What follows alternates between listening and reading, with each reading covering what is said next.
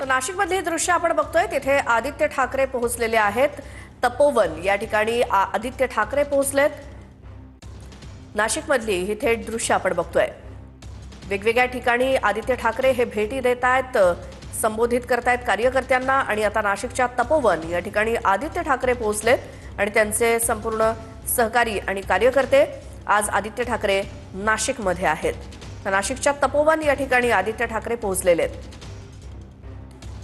वेगवेगळ्या महानगरपालिकांच्या निवडणुकांच्या पार्श्वभूमीवर आदित्य ठाकरेंचा हा दौरा वेगवेगळ्या ठिकाणी सुरू आहे। भाषणं सुरू आहेत, त्याचसोबत आपल्या कार्यकर्त्यांना ते संबोधित करतायत। आणि आता नाशिकच्या तपोवन या ठिकाणी आदित्य ठाकरे पोहोचलेले आहेत। अधिक माहितीसाठी जाऊयात आमचे प्रतिनिधी चंदन पुजारीकर यांच्याकडे। चंदन, आजचा आदित्य ठाकरेंचा हा नाशिक दौरा काय नियोजन? निश्चितपणे आपण बघतोय की आदित्य ठाकरे आता सध्या नाशिकच्या पंचवटी परिसरात असलेल्या तपोवनामध्ये दाखल झालेले आहेत। गेल्या काही दिवसांपासून तपोवन परिसरातल्या झाडांचा मुद्दा राज्यभर चर्चेत आलेला आहे।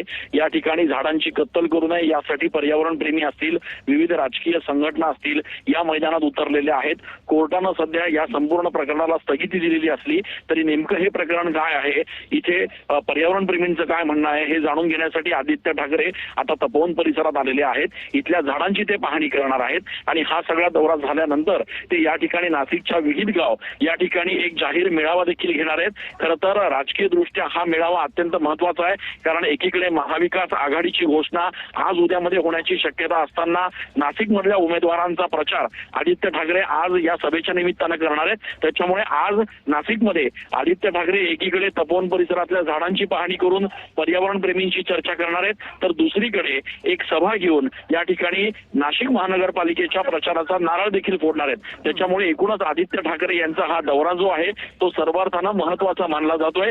या दौऱ्याच्या पार्श्वभूमीवर कार्यकर्त्यांमध्ये देखील उत्साहाचं वातावरण आहे, कारण आपण बघितलं की अगदी काल परवालाच शिवसेनेच्या ठाकरेंच्या शिवसेनेमधनं मोठ्या प्रमाणात पदाधिकारी आणि माजी नगरसेवक जे आहेत ते भाजपत दाखल झालेले आहेत। त्याच्यामुळे कुठेतरी डॅमेज कंट्रोलचा सुद्धा हा प्रयत्न आहे आणि त्याच्यामुळेच आदित्य ठाकरे आज आल्यानंतर भाषणात सुद्धा काय बोलतात याकडे देखील सगळ्यांचं लक्ष लागलेलं असणार आहे। निखिला, बिलकुल चंदन, आपण दाखवूयात प्रेक्षकांना ही दृश्य। नाशिकच्या तपोवन या ठिकाणी आदित्य ठाकरे खास आलेत, कारण तपोवनातील झाडांचा मुद्दा हा गेल्या काही दिवसांपासून गाजतोय।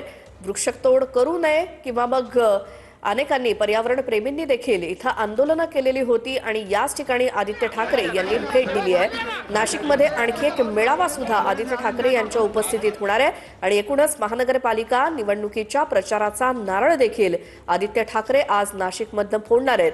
तत्पूर्वी ते नाशिकमध्ये आल्या तपोवन या ठिकाणी आलेत।